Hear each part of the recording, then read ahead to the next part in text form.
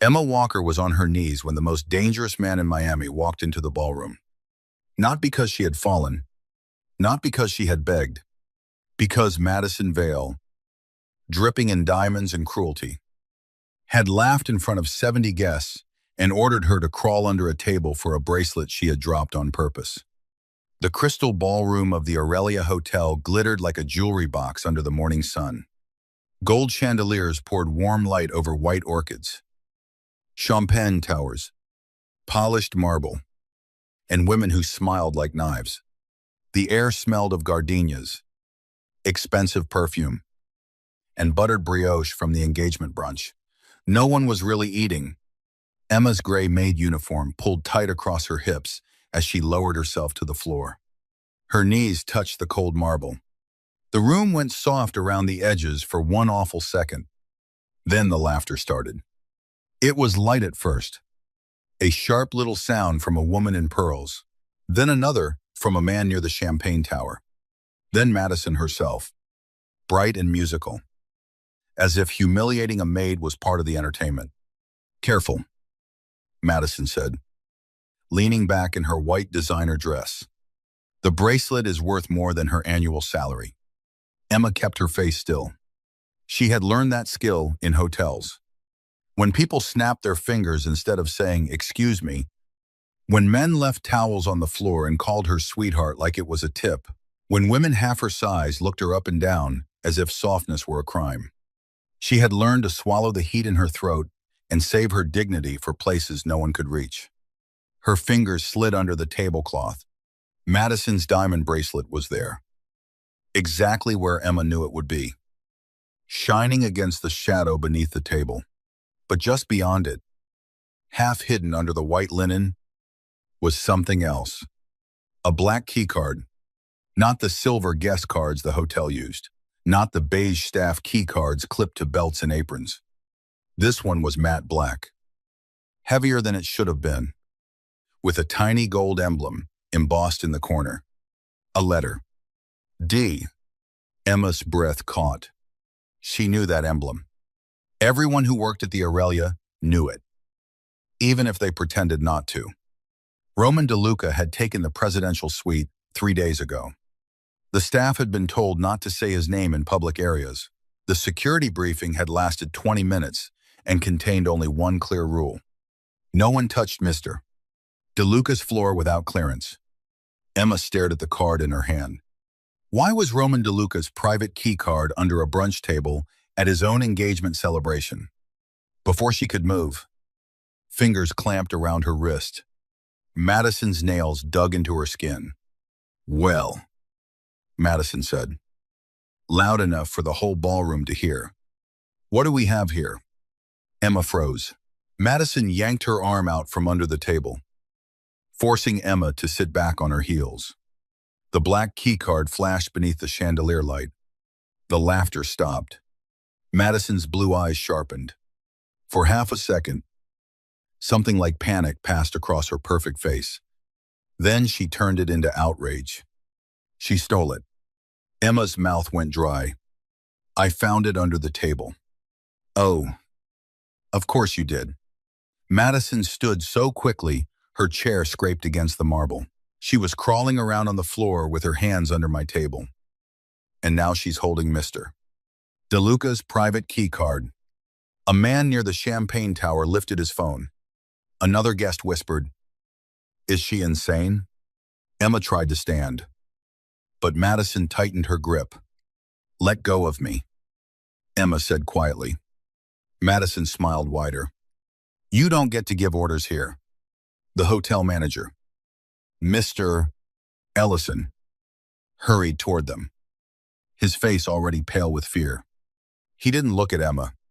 He looked at the guests, then at the cameras, then at Madison. "Miss Vale, I am so sorry." "Emma, what have you done?" The words hit harder than Madison's nails. Emma looked up at him from the floor.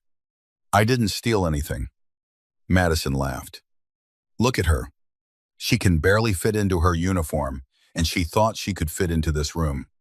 A few guests chuckled nervously. Heat climbed Emma's neck. But she would not cry. Not here. Not in front of these people who wanted tears because tears confirmed their power. I found it, she said again.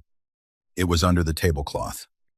Too big and too desperate to work in a place like this, Madison said, almost softly, but the room heard her. Something inside Emma went very still. The ballroom doors opened. Not loudly. Not dramatically. They opened with the smooth whisper of expensive hinges. And every conversation died. Roman DeLuca stood in the doorway wearing a black suit and no tie. His dark shirt open at the throat, revealing the edge of ink along his collarbone. 2 bodyguards stood behind him, broad and silent, their eyes scanning the room with the calm discipline of men who noticed every exit and every hand. Roman did not look angry. That was the frightening part. He looked empty, cold, beautiful, in the way a storm over the ocean was beautiful when you realized too late that your boat was too small. Emma had seen him only once before from the far end of the lobby. Even then, the room had changed around him. Men straightened. Women lowered their voices. Staff remembered tasks they had not been assigned. Now he walked into the ballroom as if the marble belonged to him. Maybe it did. His eyes moved across the guests. The phones. Madison's hand locked around Emma's wrist and finally stopped on the black keycard. The silence became unbearable. Madison released Emma so quickly. Emma almost fell sideways. Roman, Madison said, her voice changing instantly. Thank God. Your maid was just caught stealing from your private floor. Roman did not look at her. He looked at Emma, at the way she was still kneeling, at the red crescent marks Madison's nails had left on her wrist, at the card trembling between her fingers. Then his gaze lifted back to Madison. Who told her to get on the floor? The question was quiet. It landed like a gun placed on a glass table. Madison's smile faltered. It was a misunderstanding. My bracelet fell. And she, did I ask about the bracelet? No one moved. Emma's pulse beat hard in her throat. Roman crossed the distance between them. Guests leaned away from him before he reached them. He stopped in front of Emma, close enough that she could smell rain on wool, tobacco, and something clean and sharp beneath it. He crouched. A mafia boss in a $10,000 suit crouched on the marble floor in front of a maid everyone had just laughed at. The room seemed to forget how to breathe. Roman held out his hand. May I? Emma looked at his hand. Large, scarred across the knuckles. Steady. She placed the keycard in his palm. His fingers closed around it. For 1 second. His expression did not change. Then his jaw tightened. Where did you find this? Emma forced her voice to work. Under the table. Behind the linen. Near the center leg. Did anyone hand it to you? No. Did anyone ask you to pick it up? No. His eyes stayed on hers. They were not black, as she had expected. They were dark brown, almost warm in another life. But there was no warmth in them now. Do you know what this is? Emma swallowed. I know, it isn't mine. Something flickered in his face. Not amusement. Interest. Behind him, Madison said. Roman. Surely you don't believe her. Roman stood. The room rose with him without moving. Madison, he said. Yes. Pick up your bracelet. Madison blinked. What? He glanced toward the floor beneath the table. Your bracelet. Pick it up. Color drained from her cheeks. Roman. Crow. The word was soft. Madison's lips parted. The guests stared at their plates, their glasses, their own hands. No one laughed now. Madison looked toward the side doors, toward Celeste Verone, Roman's fiancée, who had just entered the ballroom in a pale blue dress and diamonds cold enough to cut light Celeste stopped in the doorway. Her expression did not break. But Emma saw the smallest tightening at the edge of her mouth. Roman did not turn toward her. He watched Madison. "Do you need the maid to show you how?" Madison lowered herself slowly, humiliation trembling through her shoulders. Her perfect white dress touched the marble. She reached under the table and retrieved the bracelet with shaking fingers. Roman turned to Mr. Ellison. "She is no longer to be touched by your staff, your guests, or anyone breathing inside this hotel without my permission." Mr. Ellison swallowed. "Of course, Mr. De Luca." Emma stood carefully. Her knees ached. Her wrist burned. Roman looked at her again. "What is your name?" "Emma Walker." "Emma Walker," he repeated, as if memorizing it was an act of ownership. "You're coming with me?" Fear moved through her then. Real fear. Colder than embarrassment. "I have a shift." "You had a shift." Roman's gaze moved over the ballroom. Slow and deadly. "Now you have a problem." He stepped aside, giving her space to walk ahead of him. Not dragging her. Not touching her. But everyone understood the command. Emma walked out of the ballroom with the Mafia Boss behind her, still feeling the shape of the key card in her palm, even though it was no longer there. And from the doorway, Celeste Verone watched her leave with a smile that never reached her eyes. The private elevator to the presidential floor was silent.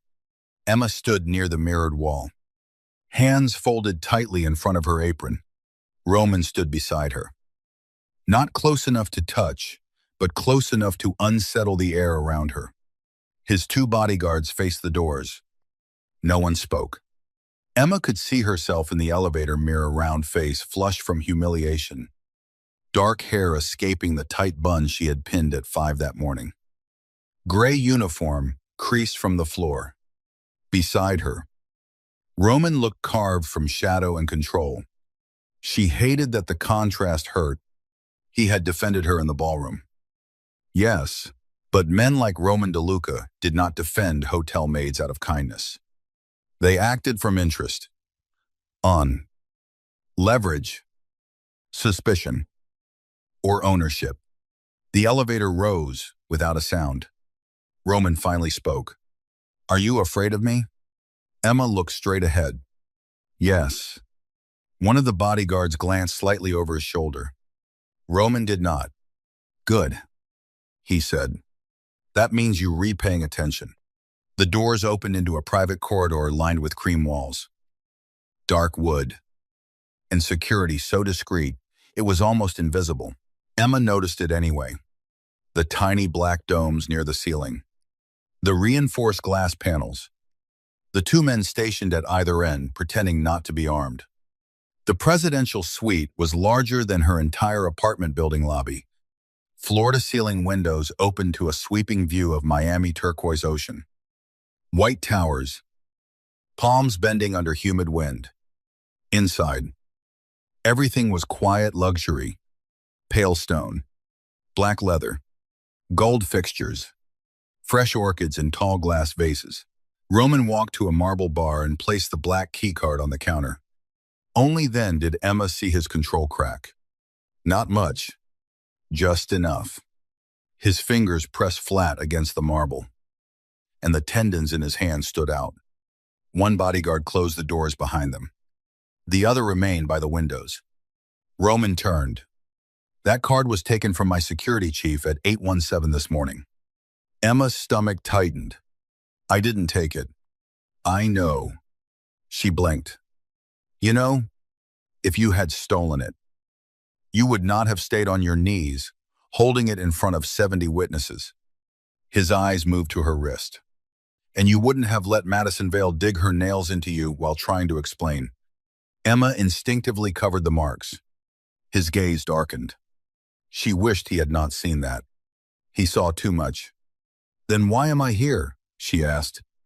Because the card did not fall under that table by accident, the ocean glittered behind him.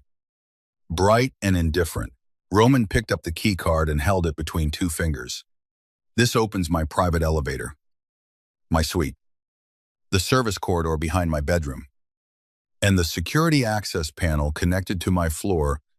Only 6 people in Miami had access to it. Emma's mouth went dry. Then why was it in the ballroom?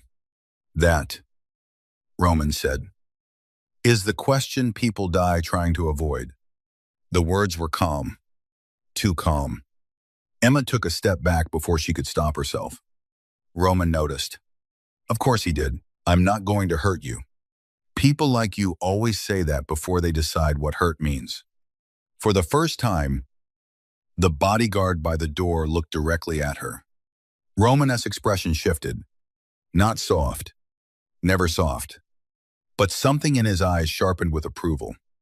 You have a mouth on you for someone who was silent downstairs. Emma's throat tightened. Downstairs I was working. And now I'm not sure whether I'm a witness or a suspect.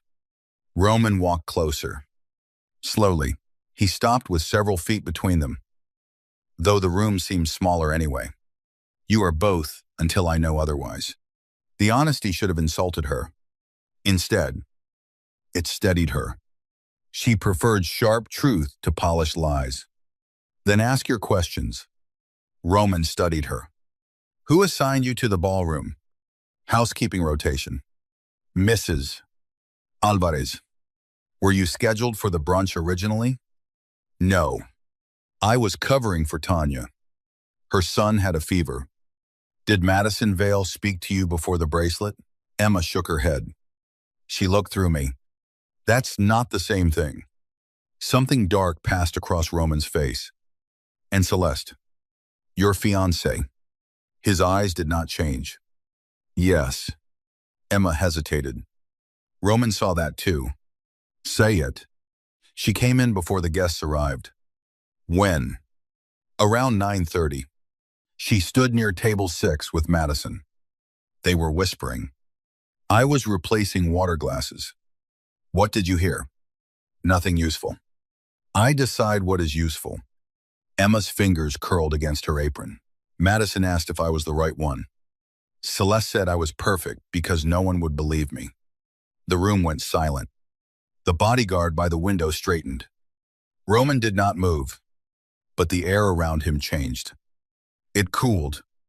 When were you planning to mention that? He asked.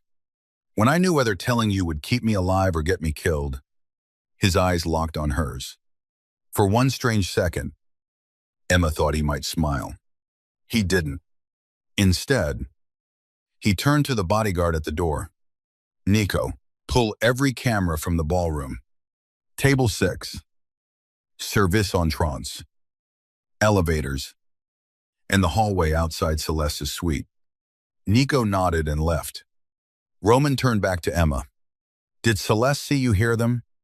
I don't think so. Madison did. Emma remembered the socialite's eyes sliding toward her. The bright smile. The bracelet falling later with too much precision. Yes. Roman picked up the key card again. Then you were not a witness by accident. Emma's heart began to pound. What does that mean? It means someone wanted this card found in your hand. The words settled over her skin like cold water. They wanted to frame me, she whispered. Roman Ischaza held hers. No, Emma. They wanted me to believe a hotel maid stole access to my suite. Then, when someone used that access to come for me, the story would already be written. Emma's knees felt weak again, but she refused to sit. Why me? Roman's eyes dropped briefly to the marks on her wrist. Because people like Madison Vale think cruelty makes them intelligent. She chose someone she believed the room would never defend. The shame from the ballroom burned again. Emma looked away toward the windows. I'm used to that. Roman was silent for a long moment. When he spoke, his voice was lower. You shouldn't be. The words were not gentle. That made them worse. A knock came at the suite door. Nico entered with a tablet, his expression grim. Boss. Roman took it.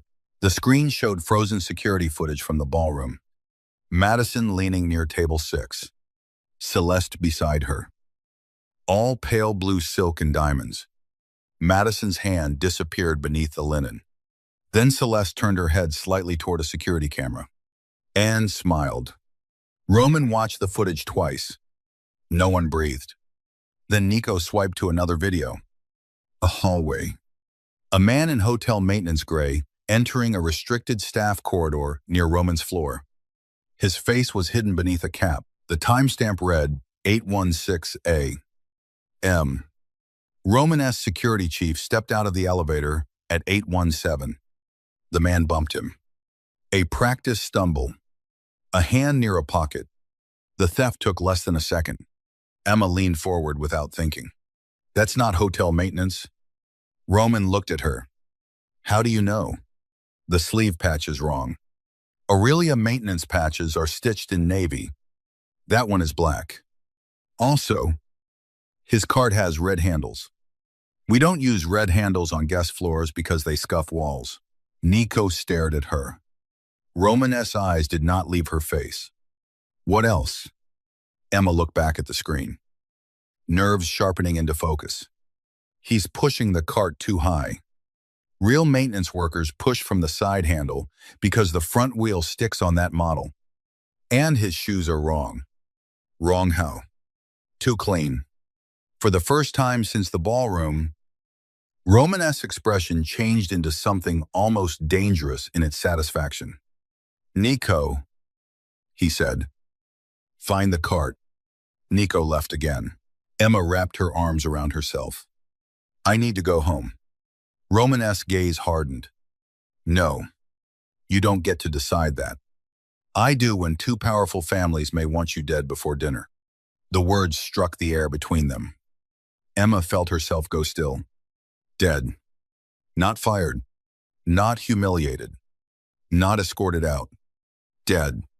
Roman stepped closer, then stopped, as if catching himself before touching her. You saw Celeste. You identified the false maintenance worker. Madison knows you found the card. If you walk out of this hotel alone, they will clean up the loose end they created. Emma laughed once, but there was no humor in it.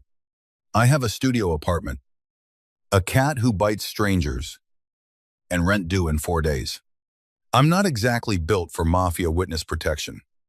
You are now. Her anger rose because fear needed somewhere to go. No, I am not one of your men. I am not your employee. I am not something you can move from one room to another because your fiancé tried to frame me. Romanes's jaw tightened. For a moment, Emma saw the man everyone feared. Then he lowered his voice. You rewrite. That surprised her more than if he had shouted. He reached into his jacket, pulled out a black phone, and placed it on the table.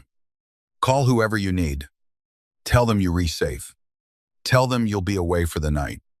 Do not tell them where. Then I will send 2 men to your apartment to get your cat, your rent documents, and anything else you need. Emma stared at him. My cat. If it bites them, they'll survive. A ridiculous laugh almost escaped her. She swallowed it.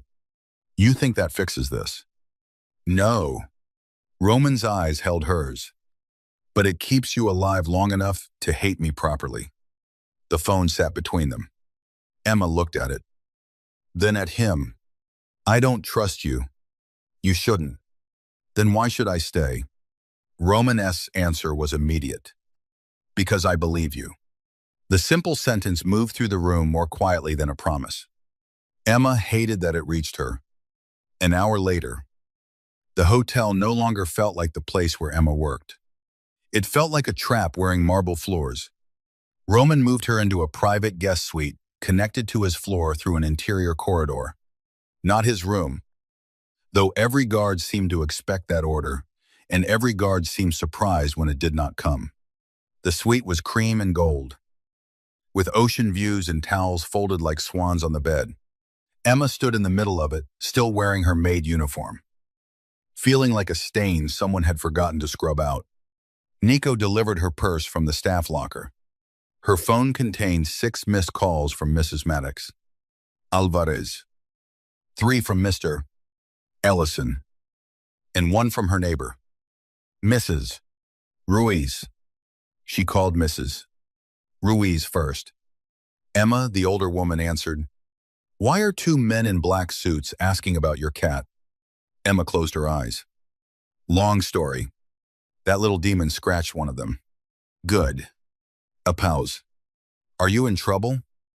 "Mia." Emma looked toward the door, where Roman stood outside in the corridor speaking quietly to Nico. He was not listening, but he was aware of her the way predators were aware of weather. "I don't know yet." "Mrs." Ruiz's voice softened. "Then be smart before you are brave." Emma ended the call with that sentence sitting heavy in her chest. Be smart before you are brave.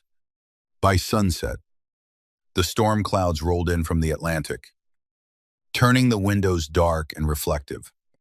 Rain began to trace silver lines down the glass. Roman returned to her suite without knocking, then stopped at the threshold when she looked up sharply. "May I come in?" Emma started. "You asked permission." When entering a woman's bedroom, "Yes. This isn't my bedroom. It is while you re-inside it." She hated how much that answer disarmed her. "Fine." He entered carrying a tablet and a folder. His suit jacket was gone. His sleeves were rolled to his forearms, revealing tattoos that disappeared under crisp black fabric. The ink did not look decorative. It looked like history. Emma sat on the edge of the bed, still in uniform because the idea of changing into clothes he provided felt too intimate. Too much like surrender. Roman noticed. Of course he did. "My housekeeper sent clothes in your size," he said. Emma's chin lifted. "How generous." "She is thorough." "Not generous." "And you?" "I am neither." She almost smiled. Almost. He placed the folder on the small table. "We found the cart." Emma stood. The tablet showed a service corridor she knew well. The fake maintenance cart had been abandoned behind a linen room. Inside were zip ties, a suppressor, a hotel floor map, and a second black key card. Emma's stomach dropped. Roman watched her reaction. "The first card was for me," he said. "The second was for the service elevator to the roof." "Why the roof?" "Private helicopter pad." "Were you leaving by helicopter?" "I was supposed to, after the engagement dinner tonight." Emma looked back at the screen. "And someone wanted to meet you up there." "Someone wanted me cornered there." Lightning flickered behind the windows. For a heartbeat, Roman's face was lit in silver. Emma wrapped her arms around herself. "Your fiancé." "My fiancé." Her father. Or someone using them. "You don't sound heartbroken." Roman's expression became unreadable. "Celeste and I were not a love story." "Then why marry her?" "Ports. Ships. Territory. Peace." Emma let out a slow breath. "That is the most romantic list I've ever heard." "It was never meant to be romantic." "Then what was it meant to be?" Roman looked at her for a long moment. "A ceasefire." There it was. The truth beneath the diamonds. A marriage as a treaty. A woman as a signature. A wedding as a battlefield disguised as brunch. Emma sat down again because her legs were suddenly tired. "People like you live very expensive nightmares." Roman's mouth tightened. Not quite a smile. "And people like you clean up after them." The words could have sounded cruel from anyone else. From him, they sounded like a confession. A knock interrupted them. Nico entered without waiting this time. "Boss." Hotel security just got a call from a woman claiming Miss Walker stole jewelry from the ballroom. Police are on their way. Emma stood so fast, her hip hit the table. Roman did not move. His face went still. "Who called?" "Madison Vale." Emma's throat closed. Roman looked at Nico. "Put the lobby cameras on every screen. No uniformed officer gets past the front desk without my approval." Nico nodded. Emma stared at Roman. You can stop the police. Roman looked at her. I can stop everyone. The lobby of the Aurelia became a theater. Emma watched from the security room on the presidential floor, while screens showed police officers entering beneath the hotel's enormous chandelier. Reporters had already gathered outside, their cameras pointed at the glass doors. Somehow, the story had leaked within minutes. Hotel Maid accused of stealing from Mafia engagement brunch. Emma saw the headline before it even existed. Madison had chosen well. The world loved a thief in a maid uniform. It was easier than believing rich women planted traps under linen. Roman stood behind her chair, one hand resting on the back of it. Not touching her, not quite, but she felt the heat of him at her spine. On screen, Celeste glided into the lobby in pale blue silk, her face arranged in wounded concern. Madison stood beside her, dabbing at invisible tears. A police officer approached them. Emma's heart thudded. Roman leaned closer to Nico. Audio. The speakers crackled. Madison's voice filled the room. She was acting strange all morning.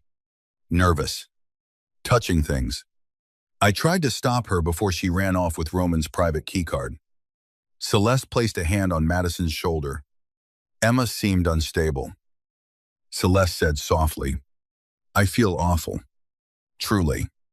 But Roman is under so much pressure, and people sometimes become obsessed with powerful men. Emma's hands went cold. Obsessed.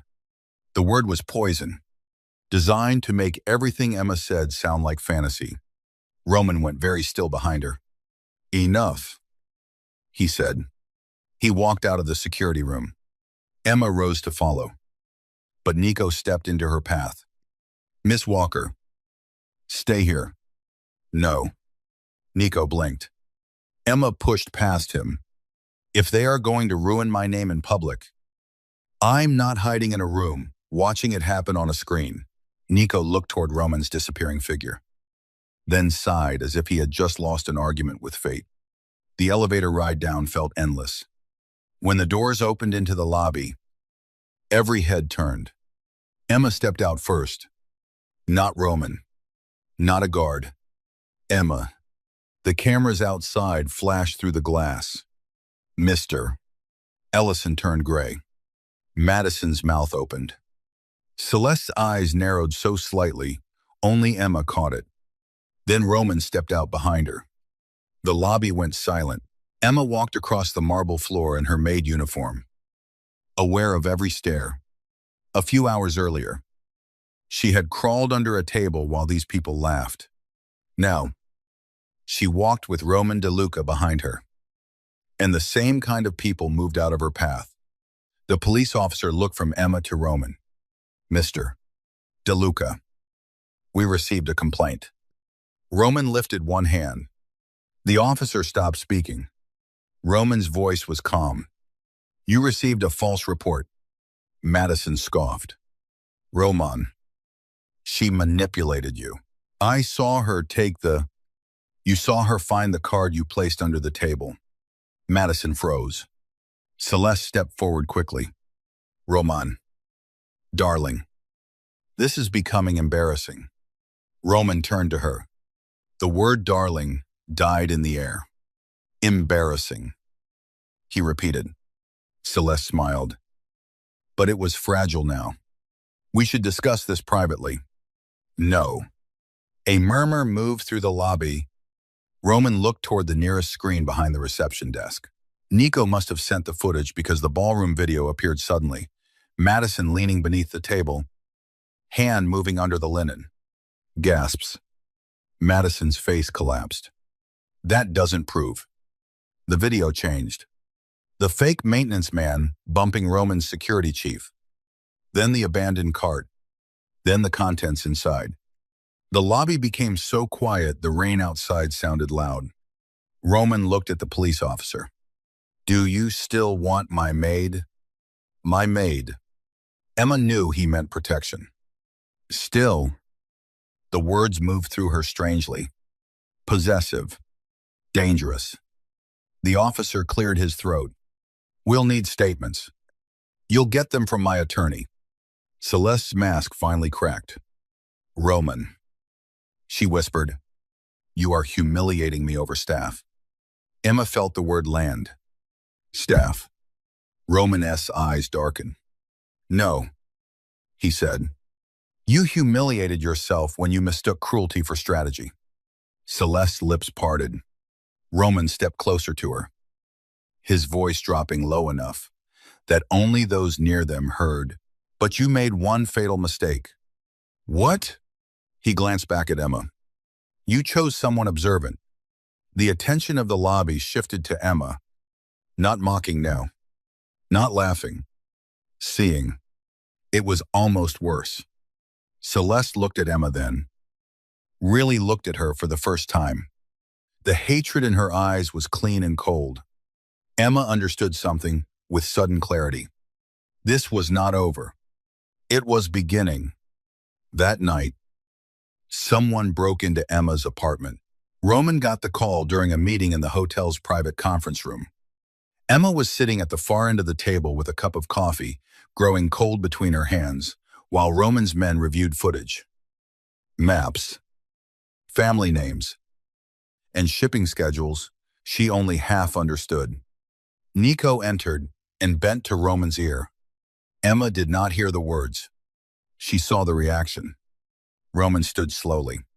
What happened? She asked. He looked at her. For the first time all day, his control looked insufficient. Your apartment was searched. Emma's lungs forgot how to work. My cat. Romanesque expression changed. Barely. With Mrs. Ruiz. Safe. Relief hit so hard she almost folded. Then the rest arrived. My apartment. She whispered. My things. Romanesque's jaw tightened. Destroyed. The coffee cup rattled in her hand. She put it down before anyone saw. Too late. Roman saw. He always saw. I want to go there. No. I said I want to go. And I said no. She stood. Those are my things. My clothes. My mother's necklace. My photos. You don't get to just stand there in your suit and say no, like I'm asking permission to breathe. The room went still. Roman's men stared at the table. Roman walked toward her. Every step measured. Emma's heart hammered. But she did not back away. He stopped inches from her. If they searched your apartment, they may still be watching it. Then send your men. I already did. Then send me. His voice lowered. No. The word was not loud. It was immovable. Emma's eyes burned. And she hated it. I have lost enough today, she said. Romanesque's expression shifted. There it was again. Not softness. Something worse because it was restrained. I know. No. You don't too. You lose ports and alliances and keycards. I lose rent deposits and photographs and the one necklace my mother owned. Silence. Roman looked at Nico. Bring the car around. Nico frowned. Boss. Now. Emma stared at him. Roman did not look away from her. We go together. Rain fell hard over Little Havana, turning the streetlights into smeared gold. Emma's apartment building looked smaller, with black SUVs around it. Roman's men moved through the rain with quiet efficiency, while neighbors peered through blinds. Emma walked up the stairs with Roman behind her. No one spoke. Her door was broken. Inside. Her life had been turned inside out. Drawers dumped. Mattress slashed. Clothes scattered. Books torn. Dishes broken across the floor. The tiny table where she ate most of her meals lay on its side with one leg snapped. Emma stepped into the wreckage and went still. She did not cry. Crying would require accepting it. She moved to the small shelf near the window, where a framed photo of her mother had been smashed. Emma knelt, picking through glass until she found the picture. Her mother smiled up at her from beneath a crack running across the paper. Roman crouched beside her. "Don't to," Emma said. He stopped. "I wasn't going to touch you. I know." Her voice broke despite her best effort. "That's worse." Rain tapped against the broken window. Roman looked at the destruction around them. Something in his face became older, darker. "They wanted you scared. They succeeded." "No." His eyes returned to her. "Scared people run. You came back." Emma laughed softly, bitterly. "Maybe I'm just stupid." "No," Roman said. "You re-angry." She looked at him then. His face was close, shadowed by the dim apartment light. For the first time, he looked less like a mafia boss and more like a man trying very carefully not to become something violent in front of her. His hand lifted, stopped, lowered. The almost touch was more intimate than contact. Emma looked away first. On the floor near the overturned table, something caught her eye. A small square of cream cardstock, not hers. She reached for it. Roman caught her wrist gently before her fingers touched it. "Wait." He pulled a handkerchief from his pocket and picked up the card. Embossed on it was a pale blue V. Varrone. Celeste family mark. Emma started. "They wanted you to find that," Roman said. "Why?" "To make me think Celeste is sloppy." Emma frowned through the ache in her chest. "But she isn't." Roman's gaze sharpened. "No." Emma stood slowly, looking around the apartment. The wreckage was loud in its chaos. Too loud. "The person who did this wanted it to look personal," she said. Roman watched her. Emma turned in a slow circle. "But they didn't search like they were looking for something. They destroyed things that would upset me. The photo, the clothes, the mattress. They left the cheap laptop." Nico appeared in the doorway. "Laptop's clean. No tracker." Emma looked at Roman. "They wanted me emotional." "Why?" "So blame. Celeste. So you move against her before you had proof." Roman's eyes held hers for a long moment. Then he said quietly, "You think like a survivor." Emma's throat tightened. "I am a survivor." The storm flickered outside. For the first time, Roman touched her. Only her wrist. Only where Madison had left bruises. His thumb brushed once over the red marks. So lightly it could have been imagined. But Emma felt it everywhere. His voice was low. "Then survive one more night with me." She should have refused. She should have told him that men like him did not offer safety without building cages around it. Instead, she looked at her broken apartment, her mother's cracked photograph, the rain on the floor, and the mafia boss kneeling in the wreckage beside her, as if marble and ruin were the same to him. "One night," she said. Roman's eyes darkened. "One night," he agreed. Neither of them believed it. Roman's safe house sat on Biscayne Bay behind black gates and thick palms that whipped in the storm wind. It was not warm. It was not cozy. It was glass, stone, steel, and silence. A place built for people who expected betrayal and preferred clean sightlines. Emma's cat, Biscuit, had already claimed the most expensive chair in the living room and hissed at Nico from across the room. Roman looked at the cat. The cat looked back. Nico muttered, "That thing is evil." Emma, exhausted beyond caution, said, "He has good instincts." Roman's mouth twitched. It was the first almost smile she had seen from him. A housekeeper brought Emma clothes, tea, and a first aid kit for the scratches on her wrist. The clothes were soft and simple black leggings, a cream sweater, undergarments with tags still on them, all in her actual size. Emma touched the sweater. No one ever got her size right. Roman stood by the window, speaking quietly into a phone. His reflection in the glass watched her even while his voice remained cold. No. Celeste does not leave the hotel. Madison either. Put eyes on Verone's boats. If her father moves anything out of the South Marina, I want to know before the engine turns. He ended the call. Emma sat on the edge of the couch, sweater folded in her lap. You suspected Celeste before today. Roman turned. Yes. Why stay engaged? Because suspicion is not proof. And I am. You are the first honest thing in a room full of liars.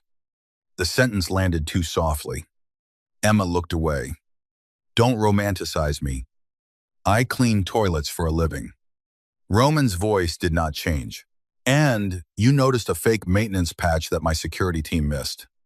That doesn't make me special. No, he said. It makes them careless. She looked back at him. He was closer now, though she had not heard him move. Do you always do that? He asked. What? Make yourself smaller before someone else can. The words struck too close. Emma stood. I'm tired. Roman's face closed slightly, but he stepped back. Your room is down the hall. Door locks from the inside. No. Cameras. No one enters without your permission. She studied him. And you? I don't enter either, even if you own the house. Especially then. That should not have mattered. It did. Emma walked down the hall with the sweater clutched against her chest. That night, she did not sleep. At 2:30 am. Thunder shook the windows and Emma heard low voices from the main room. She opened her door quietly. Roman stood over a table covered in maps, photographs, and hotel floor plans. Nico and two other men stood with him. On the largest screen was Celeste Verone. She was in the Aurelia's private lounge, sipping champagne as if her world had not started collapsing. Roman's voice was flat. She's too calm. Nico nodded. Madison is unraveling. Celeste isn't. Because Madison doesn't know the whole plan. Emma stepped into the doorway. Everyone turned. Roman's eyes dropped briefly to her bare feet, then rose to her face. You should be sleeping. So should you. I don't sleep when someone tries to kill me. That sounds unhealthy. Nico looked like he might choke. Roman did not smile. But the room's tension shifted by a degree. Emma walked closer to the table. What's the plan? Roman's expression hardened. You are not part of it. I became part of it when your fiancé put a key card under my table. That doesn't mean I put you deeper. No, Emma said. But you don't get to use my memory and then send me to bed when it gets inconvenient. The men went still. Roman leaned both hands on the table. You think I'm using you. I think you use everyone. A long silence. Then Roman said, yes. Emma appreciated the honesty, even as it chilled her. But not the same way. He added, that's supposed to comfort me. No. It's supposed to warn you. His gaze held hers. I will use your memory if it saves lives. I will use your name if it draws enemies into the open. I will use every piece of information you give me. But I will not use your body, your fear, or your humiliation. I will not make you crawl. I will not make you beg. And if anyone tries, they answer to me. The room seemed to shrink around them. Emma's heart beat too hard. Nico suddenly found the maps fascinating. Emma looked down at the table to break the pull of Roman's eyes. There was a photo of the ballroom. Table 6. Madison. Celeste. Emma frowned. Why is the table wrong? Roman's attention sharpened instantly. Wrong how? The brunch layout. Emma pointed. Table 6 was supposed to be near the windows. Mrs. Alvarez had me polish the window side glasses twice because Celeste wanted ocean light for photos. But in the final setup, Table 6 was moved near the center pillar. Nico pulled another diagram. Hotel events team changed it at 7:40 a.m. Who approved it? Roman asked. Nico typed, then looked up. Your office? Roman went still. Emma felt the room change. My office. Roman repeated. Nico's face tightened. Authorization came from Matteo. Roman's right hand curled slowly into a fist. Emma looked between them. Who is Matteo? No one answered. That was answer enough. Roman turned toward the window. My younger brother. The betrayal did not make him rage. It made him silent. Emma almost wished he would rage. Silence looked heavier on him. Nico said carefully. Boss. We don't know. Bring him in. He's at the engagement dinner venue. Roman turned back. His face was unreadable now. Then we go there. Emma straightened. I'm coming. No, you need me to read the room.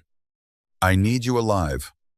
And I need this to end before my face is on every gossip site in Miami as the maid who seduced a mafia boss and stole from his fiancée. Roman's eyes flared. Is that what you think this is? It's what they'll make it. He stepped closer. And this time she did not move back. Then we changed the story. Emma's pulse stumbled. How? Roman looked at Nico. Get her address? Emma's eyes narrowed. Excuse me. Roman's gaze returned to hers. Celeste expects you hidden. Madison expects you scared. Matteo, if he's sen involved, expects me distracted. So we give them something else. I am not walking into your mafia dinner as decoration. No. His voice lowered. You walking in as the woman everyone tried to frame and failed to break. That should have sounded insane. Maybe it was. But somewhere beneath the fear, Emma felt something hot and fierce begin to rise. She thought of Madison's laughter. Celeste's smile. Mr. Ellison's accusation. The broken frame around her mother's photograph. Be smart before you are brave. Emma lifted her chin. I choose the dress. Romanes's eyes held hers. Of course you do. The engagement dinner took place in the Aurelia's rooftop restaurant, 30 floors above Miami, where glass walls turned the stormy skyline into a glittering cage. Emma wore deep green, not because Roman chose it, because she did.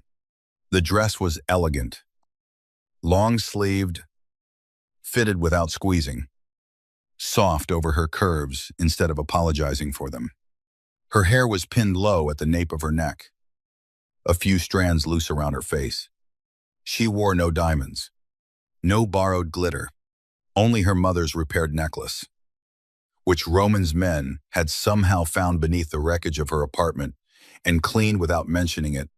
When Emma saw it on the vanity, she had almost cried. She had not thanked Roman. She was afraid of what her voice would reveal. Now, standing beside him in the private elevator, she felt his gaze rest on the necklace. I didn't ask them to repair it, he said. Emma glanced at him. I asked them to find it. The repair was Nico's idea.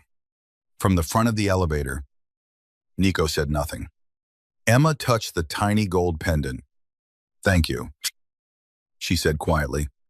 Roman's reflection looked at her in the mirrored wall. You're welcome. The elevator opened. Every conversation in the rooftop restaurant stopped. It was not like the ballroom. In the ballroom, people had looked at Emma and seen a maid on the floor. Now they looked and did not know what to see. That uncertainty was power. Celeste stood near the glass wall in silver silk, surrounded by men who looked wealthy enough to own judges. Madison stood beside her, pale and brittle, a champagne flute trembling in her hand. Across the room, a younger man with Romanesque dark eyes turned from the bar. Matteo De Luca. He looked like Roman before the world had finished hardening him. Handsome, reckless, expensive watch, easy smile that did not reach his eyes. When he saw Emma, his expression changed.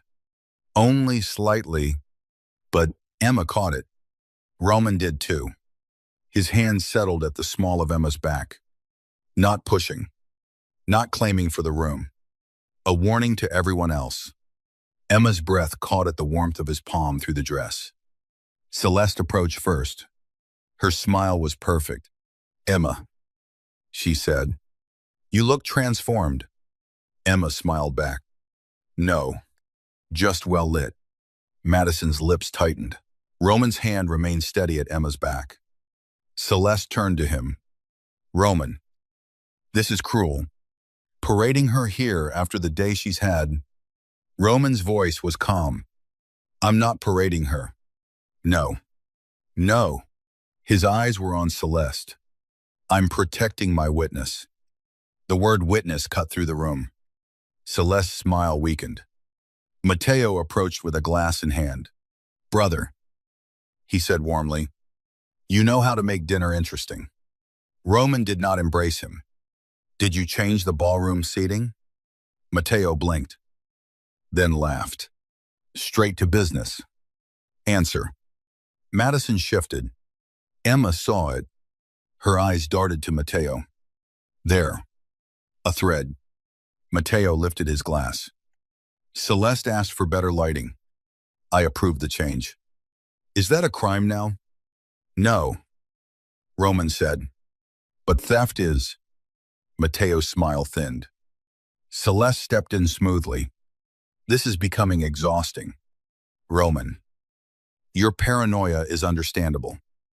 But embarrassing your brother in front of guests because a maid—" "Say maid again," Roman said.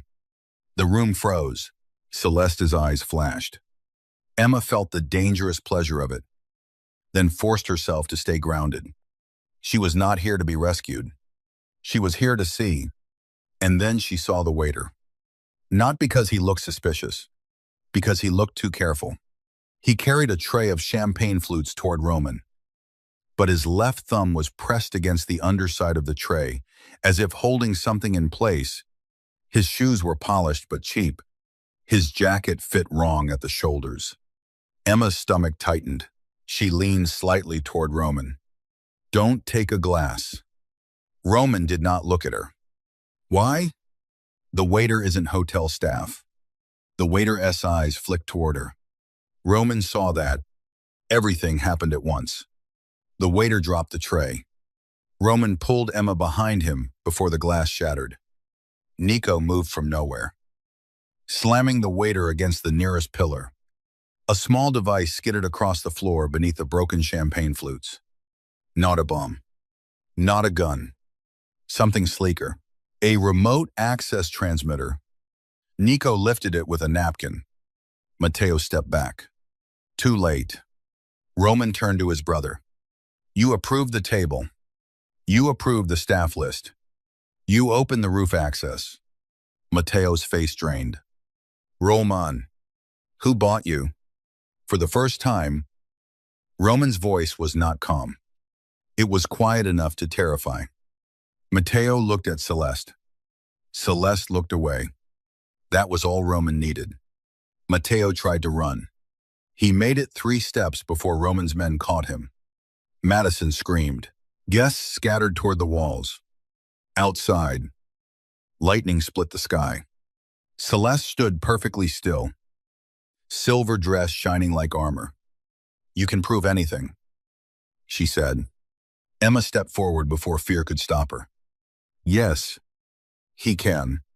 Celeste looked at her with naked hatred. Emma pointed to the transmitter. That device wasn't meant to open Roman's suite. It was meant to shut down the roof elevator. Trap him here, maybe long enough for whoever was waiting on the helipad. Roman looked at Nico. Nico was already moving. Celeste's face changed. For the first time, she looked afraid. The lights went out. The restaurant plunged into darkness. Someone screamed. A hand grabbed Emma's arm. Not Roman. The grip was smaller, sharper. Madison. You stupid cow, Madison hissed. You should have stayed on the floor. Emma twisted hard, but Madison dragged her toward the service corridor. Chaos swallowed the room. Emergency lights flickered red. Rain battered the glass walls. Men shouted in Italian and English.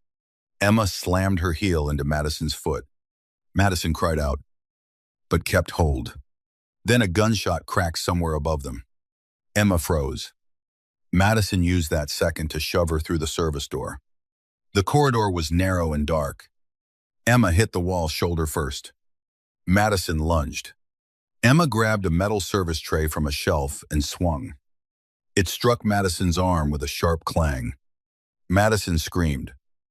Stumbling back, Emma ran. Not toward the restaurant, toward the service stairs. She knew this hotel. Its corridors. Its blind spots. Its doors that stuck. Its shortcuts staff used when guests never looked. Behind her, Madison shouted, for someone. Emma's lungs burned as she climbed one flight. Then another.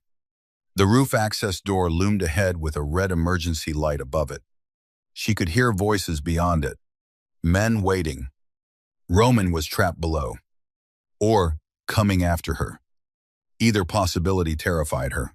Beside the roof access panel was a maintenance override box. Emma had seen engineers use it during fire drills. She tore open the cover. A keycard slot glowed red. Emma reached into the pocket of her green dress. The black keycard. Roman had given it back to her before they entered the dinner.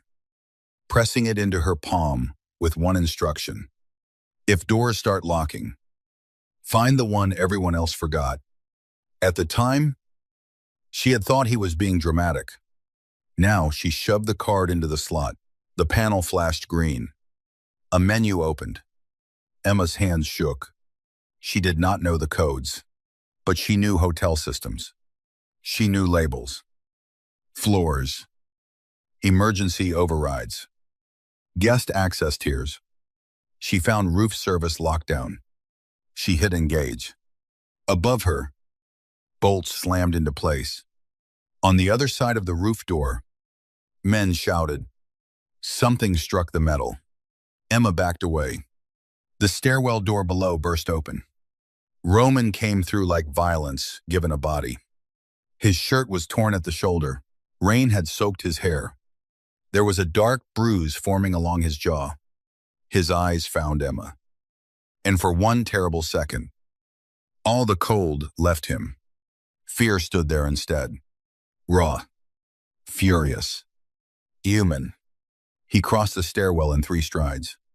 His hands came up as if to grab her, then stopped just before her face, trembling with restraint. Are you hurt? Emma shook her head.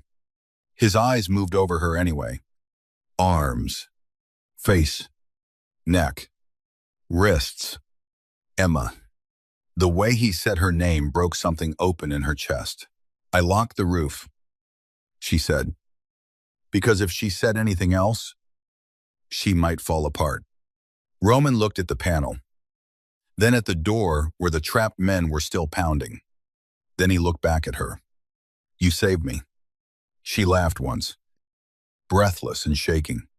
Again, the corner of his mouth did not move. He was too shaken to pretend. Yes, he said. Again. The stairwell door below opened again. Nico appeared. Weapon lowered. Eyes scanning. Boss. Matteo is secured. Celeste is gone. Roman's face changed instantly. The Mafia Boss returned, but his hand finally touched Emma's cheek. Just once. Warm. Careful. Gone too soon. Stay with Nico. Emma grabbed his wrist. No. His eyes dropped to her hand. I am not waiting in another room while people decide my life. Celeste is dangerous. So am I when underestimated. Roman stared at her. Then something dark and proud moved through his expression. Yes, he said softly. You are... Celeste made it to the helipad. She stood under the storm with two armed men and a white helicopter behind her. Silver dress whipping around her legs. The roof lights glared through rain, turning everything harsh and unreal. Roman stepped onto the roof, with Emma behind him and Nico at his side. Celeste laughed when she saw Emma. Even then, even losing, you brought the maid to the end. Emma walked out from behind Roman before he could stop her. No, she said. I brought him. Celeste's face hardened. The helicopter blades were still. Locked down by MSS override, Celeste's men looked nervous. Roman's men emerged from the opposite roof access, silent and armed. The trap had reversed. Celeste saw it. Her elegance cracked. My father will burn your ports, she said to Roman. Roman's voice carried through the rain. Your father is being arrested at the marina with enough stolen access codes to make federal prosecutors weep. Celeste flinched. Nico's phone buzzed. He glanced at it and nodded once. Confirmed. Matteo. Madison. The fake waiter. The key card. The roof transmitter. The Veroni boats. Emma did not understand all the pieces, but she understood the shape of the collapse. Celeste turned her gaze on Emma. This is your fault. Emma felt Roman move beside her, but she raised a hand slightly. He stopped. The fact that he stopped gave her courage. No, Emma said. It's yours. You chose me because you thought no one would believe me. You thought a woman in a maid uniform couldn't hurt you. Rain soaked her dress. Her hair loosened from its pins. Her voice shook, but it did not break. You were wrong. Celeste's hand moved toward her clutch. Roman's gun was in his hand before Emma saw him draw it. Donte, he said. One word. Celeste froze. For a heartbeat, everyone stood beneath the storm, trapped between pride and surrender. Then Celeste let the clutch fall. Nico moved in. It ended without a speech, without glamour, without romance. Celeste Veroni was escorted off the roof under black umbrellas, her silver dress dragging through rainwater. Madison was arrested in the lobby, still crying mascara down her face. Matteo DeLuca was taken away by his brother's men, pale and silent, unable to look at Roman. And Emma Walker stood on the roof of the Aurelia Hotel, soaked to the skin, wearing a green dress she had chosen herself, holding the black key card that had turned a maid into the center of a mafia war. When it was over, Roman looked at her. No guests, no cameras, no enemies left standing close enough to hear. Just rain, wind, and the city glittering below. You should hate me, he said. Emma was so tired she could barely stand. I'm working on it. His eyes moved over her face with an intensity that no longer bothered hiding. I tried to keep you out of this. No, she said. You tried to control which parts of it I survived. The words hit him. He accepted them. Yes. Emma wrapped her arms around herself. Shivering, Roman removed his suit jacket and stepped closer. Then paused. Still asking without asking. Emma looked at the jacket, then at him. Fine. He placed it around her shoulders. It was warm from his body and heavy with rain. She should not have leaned into it. She did anyway. Roman's hands remained on the lapels for 1 second too long. You terrify me, he said. Emma looked up. The confession was so quiet, she almost thought the storm had shaped it. You don't look terrified. I've had practice. Her chest ached. Roman. His name felt different now. Dangerous in her mouth. His gaze dropped to her lips. Stopped. Rose back to her eyes. He stepped away first. Not because he did not want to touch her. Because he did. Too much. That restraint undid her more than a kiss would have. 3 weeks later, the Aurelia Hotel reopened its crystal ballroom. The scandal had torn through Miami like a hurricane. Celeste Verone's father was under federal indictment. Madison Vale had vanished from society pages. Matteo DeLuca's name had become a whispered cautionary tale. The hotel's management had issued a public apology to Emma so stiff and legal it barely sounded human. Mr. Ellison resigned. Mrs. Alvarez was promoted. Emma was offered a settlement large enough to change her life. And she accepted it with one condition. The hotel would fund a staff protection program for housekeepers, cleaners, servers, and maintenance workers who were abused by guests. Roman had stared at her when she told him. "You could buy an apartment," he said. "I can do both. You should ask for more." I did. What? Emma looked toward the ballroom, where new staff moved confidently beneath repaired chandeliers. "I asked them to believe the next maid before a rich woman tells them not to." Roman said nothing after that. Now the ballroom was empty, except for the two of them. Morning sunlight spilled through the tall windows, turning the marble gold. The same table where Emma had been forced to crawl was gone. In its place stood a round table with white orchids and 2 cups of coffee. Emma stood near the center of the room in a navy dress and sensible heels. Roman wore black, as always, but there was no army behind him today. No bodyguards in the room, only Roman. That made him seem more dangerous somehow, and more vulnerable. He held a small black card between his fingers. Emma looked at it and laughed softly. "Absolutely not. You haven't heard the offer. I have seen what happens when I touch black key cards around you." His mouth curved. A real smile, rare and devastating.